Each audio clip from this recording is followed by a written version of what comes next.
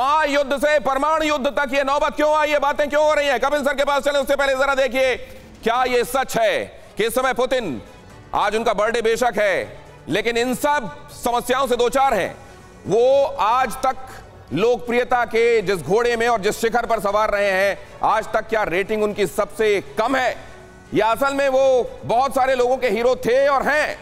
जरा ये भी देखिए, यूक्रेन में रूसी सैनिकों की मौत हो रही है और इसके बारे में कहा यह जाता है कि हजारों में आंकड़ा बेशक देता हो रूस, लेकिन ये अब लाख के आसपास पहुंचने वाला है उन लोगों का आंकड़ा जो कैजुअलिटी हुए हैं इसमें रूस की तरफ से लड़ते हुए।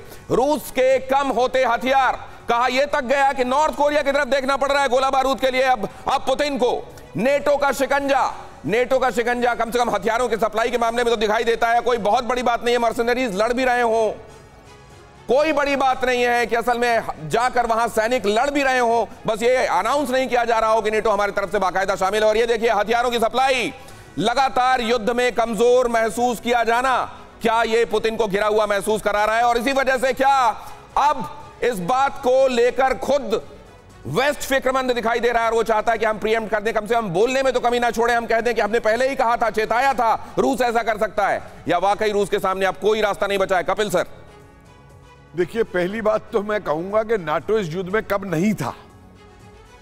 यह युद्ध शुरू होने से पहले ही नाटो मौजूद था, पूरा इंस्टिगेट किया है अमेरिका ने उसको।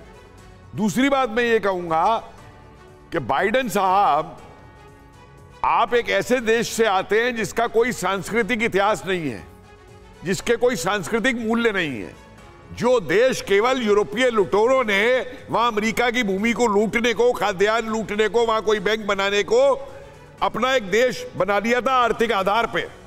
आप ये नहीं समझ सकते कि रूसी राष्ट्रवाद क्या है।